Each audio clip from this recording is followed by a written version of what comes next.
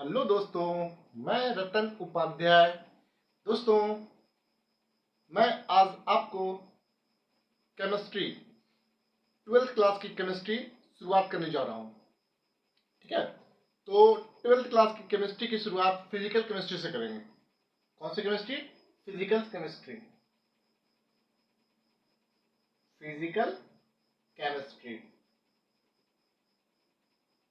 देखिए, physical chemistry की पहली चैप्टर का नाम है सॉलिड स्टेट। कौन सा चैप्टर है? Solid state. ठीक है, जिसका हिंदी होता है ठोस की अवस्था, है ना। चलिए, चैप्टर शुरू करने से पहले आपको याद दिला दूं कि आप जब वीडियो देखते हैं तो वीडियो को पूरा देखा करें, है ना। अधूरा वीडियो ना छोड़ें, नहीं तो आपको कुछ भी समझ में नहीं आएगी, है ना। इसलिए प्लीज वीडियो को पूरा कीजिएगा। ओके, तो स्टार्ट करते हैं। Solid state. Solid state, first word आ रहा है सॉलिड। सॉलिड, सॉलिड जिसको हिंदी में क्या बोलते हैं? ठोस, है ना। क्या होता है? सॉलिड क्या होता है? तो देखिए, आप लोग बचपन में पढ़ चुके हैं, मतलब 7-8 क्लास में पढ़ चुके हैं ठोस, द्रव, गैस। ठोस क्या होती है? तो ठोस जो है पदार्थ की एक विशेष अवस्था होती है। पदार्थ की एक विशेष अवस्था जिसका आकार और आयतन दोनों निश्चित हो। मतलब कि सॉलिड में आकार और एवं आयतन, है ना। कहने का मतलब शेप एंड वॉल्यूम दोनों क्या होना चाहिए? निश्चित, डेफिनिट, है ना। तो क्या कहलाएगा? ठोस कहलाएगा। ठोस में क्या होता है? क्या होता है? ठोस में आकार और आयतन दोनों क्या होता है? निश्चित होता है। अब बात करते हैं मॉडर्न डेफिनेशन। अभी की डेफिनेशन में क्या है? अभी हम लोग फिलहाल क्या बताएंगे? तो वह पदार्थ जो कमरे के तापमान पर क्या हो? ठोस हो, मतलब नहीं पिघले। कमरे के तापमान पर वो ना पिघले, वह क्या होता है? ठोस होता है। ठीक है, वह पदार्थ जो कमरे के तापमान पर क्या हो? अपना अस्तित्व बना के रखे। अब बताएं, आपसे पूछा जाए कि बताओ कि घी, नारियल तेल, कोकोनट ऑयल, ठीक है, एक होता है डालडा, वेजिटेबल ऑयल, फिर होता है आपका एक ले लो, आपका मस्टर्ड ऑयल। मस्टर्ड ऑयल, ठीक है। मस्टर्ड ऑयल मतलब कड़वा तेल है ना। तो देखिए, अब आपसे पूछा जाए कि इसमें द्रव कौन है? क्या द्रव पूछा जा रहा है? द्रव कौन है और ठोस कौन है? 10 सेकंड का टाइम देते हैं, सोचिए।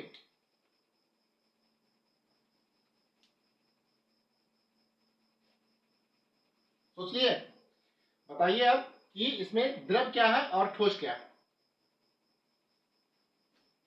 तो आप बताइए। तो हम देखिए बता रहे हैं द्रव इसमें कौन है। तो द्रव इसमें होता है आपका घी और नारियल तेल और मस्टर्ड ऑयल, और डालडा जो है वो क्या है? ठोस है ना।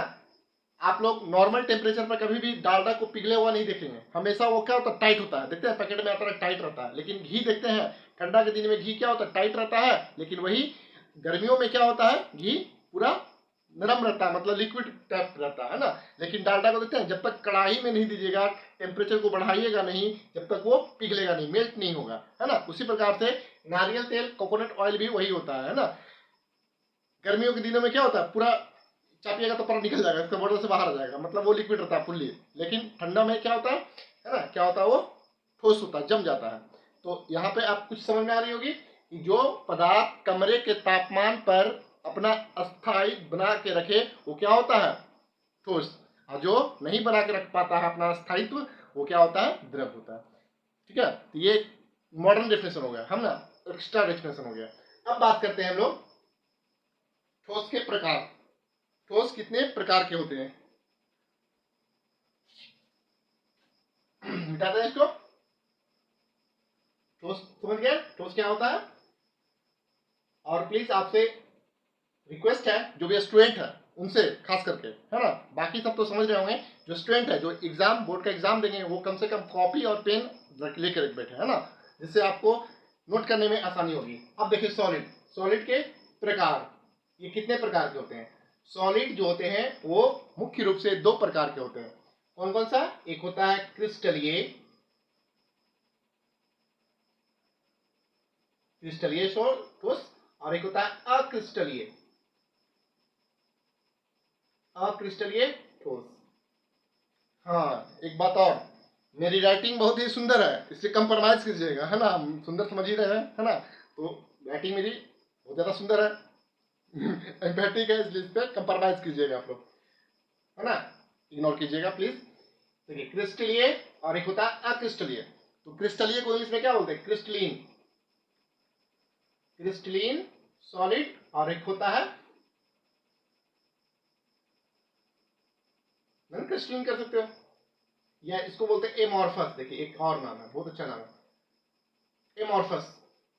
इसको क्रिस्टलीन को एमॉर्फस ज्यादा यूज होता है, नॉन क्रिस्टलीन या ई क्रिस्टलीन कम यूज होता है ना, यहाँ पे एमॉर्फस ज्यादा यूज होगा, एमॉर्फस याद रखिएगा आप तो, है ना। चलिए तो आगे बढ़ते हैं। दो प्रकार के होते हैं, कौन कौन सा? क्रिस्टलीय और अक्रिस्टलीय। तो क्रिस्टलीय की बात करते हैं हम। क्रिस्टलीय किसे कहते हैं? ये तो ये इसका वर्गीकरण हो गया, दो प्रकार के हो गए। क्रिस्टलीय क्या होता है? ठोस की वह अवस्था जिसका आकार क्या हो, एक जिसका ज्यामितीय आकार निश्चित हो, मतलब उसमें खास प्रकार का आकार होता है ना, तो जिसमें जिसका आकार क्या होता है? निश्चित होता है, खास प्रकार का ज्यामितीय आकार होता है, वो क्या होता है? क्रिस्टलीय। इसको एक और नाम है रवेदार, बेरवेदार, एक और नाम इसको कभी कभी बुक में दिखेगा रवेदार लिखा हुआ रहेगा, रवेदार और वे रवेदार, दो और नाम है ना।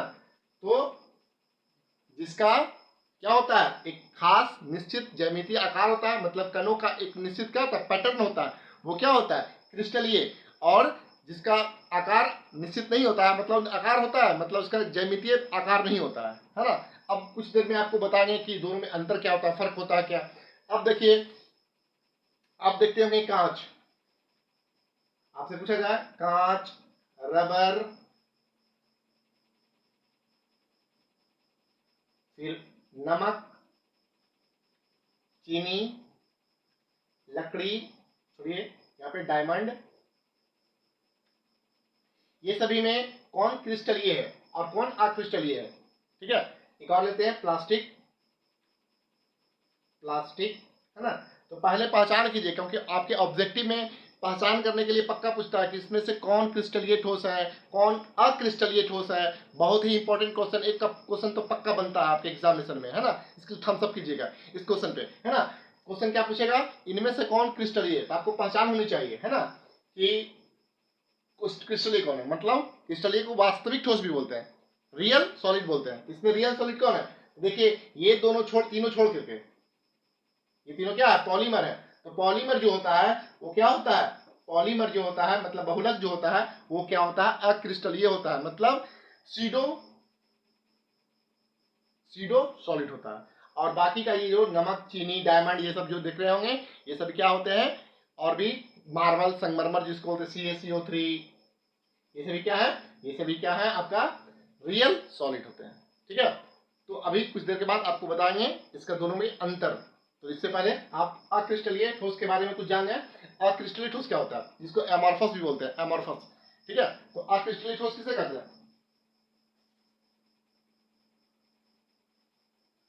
ठोस की वह अवस्था जिसका कोई निश्चित ज्यामितीय आकार नहीं होता है ना। ठोस की वह अवस्था जिसका कोई निश्चित ज्यामितीय आकार नहीं होता है, मतलब किसी भी तरह का हो सकता है, वो क्या कहलाता है? अक्रिस्टलीय कहलाता है, या एमॉर्फस कहलाता है। ओके दोस्तों, तो इसका एग्जांपल क्या है? कांच, रबर। अब देखिए रबर, रबर देखिएगा, रबर एक ले लीजिए इरेजर जो आप लोग मिटाते हैं। देखिए उसको यदि धूप में डालते हैं, देखते हैं गर्मी के दिन में वो पिघल जाएगा, मेल्ट कर जाएगा, है ना। मतलब वो तापमान के साथ क्या होता है, उसका साइज जो है बदलते रहता है ना। कांच का भी होता है, लेकिन कांच का बहुत दिन में होता है, इसलिए हमको पता नहीं चलता। रबर तुरंत पता चल जाएगा। जैसे एक तावा लीजिए जिसमें आप चौमिन बनाते हैं या फिर रोटी बनाते हैं, गर्म है, उसमें यदि आप रबर को रखते हैं तो क्या होता है, रबर मेल्ट कर जाता है, पिघलने लगता है, उसका जो साइज जो है खराब होने लगता है। इस कारण इसे क्या कहते हैं, सीडो सॉलिड कहते हैं। ठोस है लेकिन वास्तविक ठोस नहीं है, वो क्या है, काल्पनिक ठोस है। ठीक है, क्वेश्चन आता है रबर को वास्तविक सॉलिड कहा जाता है कि काल्पनिक, तो बोलेंगे काल्पनिक कहा जाता है, इसको वास्तविक नहीं कहा जाता है। क्यों, क्योंकि तापमान या प्रेशर बढ़ने से क्या होता है, उसके आकार में क्या होता है, परिवर्तन होता है, उसका आकार निश्चित नहीं होता है।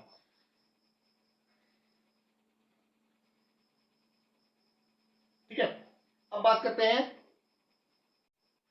दोनों में अंतर। लेक्चर कैसा लग रहा है कमेंट में जरूर बताइएगा दोस्तों। यूट्यूब पे आप लोग देख रहे होंगे इस चैनल को, जिसका नाम है ओमेगा ट्यूशन पॉइंट, है ना। चैनल का नाम क्या है, ओमेगा, देख लीजिएगा, ओमेगा देखिएगा, ओमेगा ट्यूशन पॉइंट चैनल का नाम मेरा है।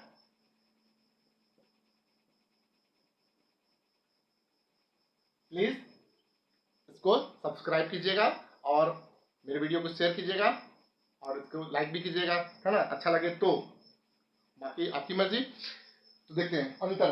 अब बात करते हैं डिफरेंस।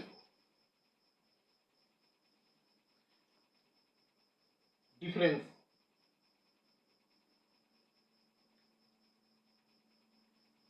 डिफरेंस बिटवीन कौन सा, crystalline, crystalline solid and amorphous, मतलब क्रिस्टलीय ठोस और अक्रिस्टलीय ठोस में अंतर।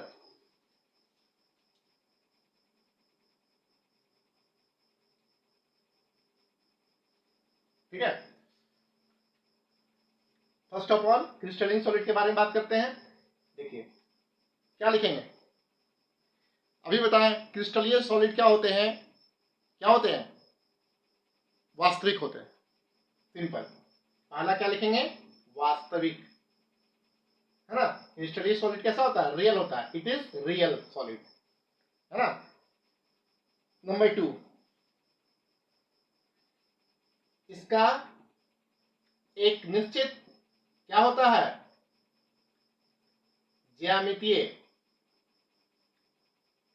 आकार होता है। ठीक है, इसका आकार, ज्यामितीय आकार क्या होता है, निश्चित होता है, एक खास प्रकार का आकार होता है।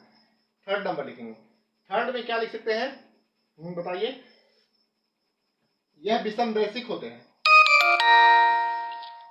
विषम दैशिक होते हैं। विषम दैशिक माने क्या होता है, मतलब पदार्थ का एक गुण होता है। विषम दैशिक क्या है, एक गुण है, मतलब कि विषम मतलब क्या होता है, अलग अलग दिशाओं में उसका गुण होता है ना। मतलब कि पदार्थ का एक खास गुण होता है, जो क्या होता है, उसके कण का आकार जो होता है, उसका पैटर्न जो होता है, अलग अलग दिशाओं में अलग अलग होता है। जैसे आपको एग्जांपल फोटो के साथ समझाएंगे कुछ देर के बाद, तो याद रखिए कि विषम दैशिक होता है। और एक कर सकते हैं क्या, क्रिस्टलीन सॉलिड कर सकते हैं।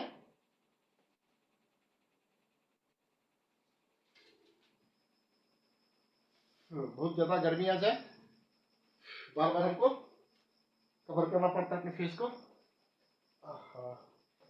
देखिए फोर्थ नंबर आप कर सकते हैं, एक बढ़ा सकते हैं आप, असंपीड्य होते हैं, लीजिएगा, असंपीड्य मतलब होता है नॉन कंप्रेसिबल।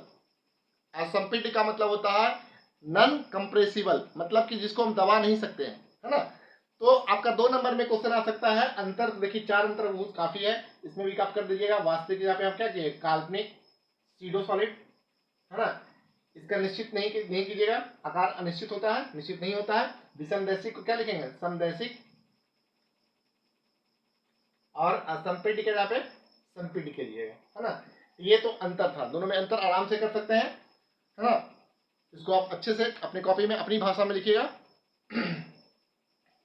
अब है क्या, हम लोग को पढ़ना इस चैप्टर में क्या है, एग्जाम्पल भी चाहिएगा तो इसमें दे सकते हैं। 5वां में चाहिएगा तो एग्जाम्पल इसको दे सकते हैं, इसका उदाहरण एग्जाम्पल डाल सकते हैं, एग्जाम्पल बहुत इंपॉर्टेंट है, इसलिए इसमें डाल दीजिए। इसमें लिख लीजिए हीरा, ग्रेफाइट, जेल, फिर आप डाल सकते हैं, जेल नहीं डालिए,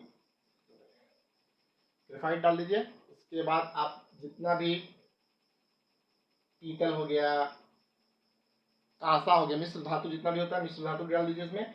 और इसके अलावा नमक, NaCl, है ना, ये सभी क्या है आपका रियल में आता है ना। इसमें आप क्या कीजिएगा, कांच, इसका एग्जांपल क्या लीजिएगा, कांच।